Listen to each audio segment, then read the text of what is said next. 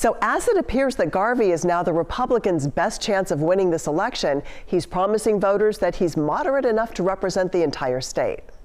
I'm a team builder. I'm a consensus builder. And I think that's what we need. When Steve Garvey announced his run for U.S. Senate, it launched him into a very different field from the place he used to make news. Hit high to right center field, way back, going, gone! Garvey was a star player for both the Dodgers and the Padres. He retired from baseball in 1987. And since then, he's worked on businesses, volunteered for nonprofits, and given speeches. Last spring, he started to think about a new career. I had been approached by really both parties, individuals, asked me if I would consider running. Both parties need somebody with a common sense voice. And I think people know me. After all these years, they know that I do have common sense. I'm pragmatic. And politically, Garvey describes himself as moderate on issues including access to legal abortions. The state of California has spoken.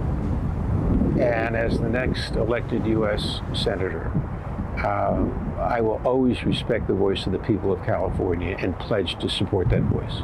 So you would not support a federal ban on abortion, for instance? I would not support a federal ban. I know you have said that you do believe that climate change is a concern. The question really is, what would you do about it? Yeah, I believe it's real. I believe it's both natural and man-made evolution of this world we live in. I believe we have to look at ways for cleaner energy. I've watched what the administration has done. I thought the administration had acted extremely fast in making decisions of trying to convince the people that within 10 years we all have to be driving electric vehicles. We all have to not cook with gas anymore. Garvey does not support those vehicle or natural gas restrictions. In recent weeks, he's been looking into some issues personally. I don't have to get no passports. Including spending time at a Sacramento homeless encampment. They don't want to live here. They want a warm shelter. Well, he didn't offer a plan for addressing homelessness from a federal level. He did say his approach in the Senate would be less partisan than his Democratic opponents. My opponents are voting 96, 97% straight down party lines. Yes. I guarantee you I will not vote that. Can you give me an example of a vote that went down along Republican Party lines in the Senate where you would have voted differently? I'll get back to you on that one. Okay. And I'll give you more than one. Okay. Excuse me. But there always is. I mean, and I say, when I go back to the Senate, the first day we'll start the process of meeting with all 99 senators and introducing myself, and most of them will know me. And I'll say, I want to work with you. Part of that work would include international politics, including deciding funding for Ukraine and Israel. He supports both. Stand by Israel. One of our greatest allies over 75 years, our most important ally in the Middle East.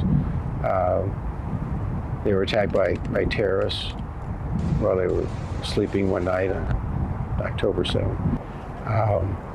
And I think that we're doing the right thing in not only Israel, but Ukraine. And while Republican candidates are often assessed based on their alliance with or distance from former President Trump, Garvey has taken some heat for declining to answer questions about whether he would vote for Trump this year or accept an endorsement. But he did explain his votes in 2016 and 2020. I thought that he was the best person for the job, and I think he did some wonderful things for crime and the economy.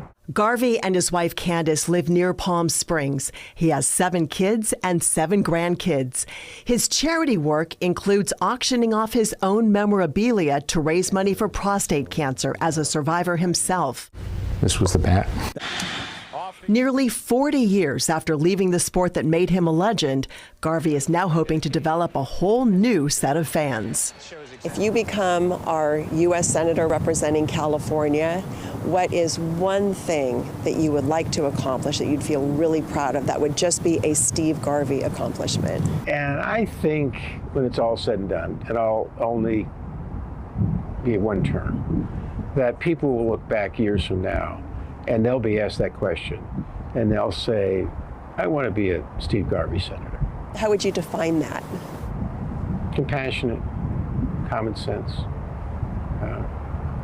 looked up to by the people, respected by the people. And as you may have caught in the last part of that interview, Steve Garvey says if he's elected, he only plans to serve one term, and he told me that's in part because of his age. He is 75 years old.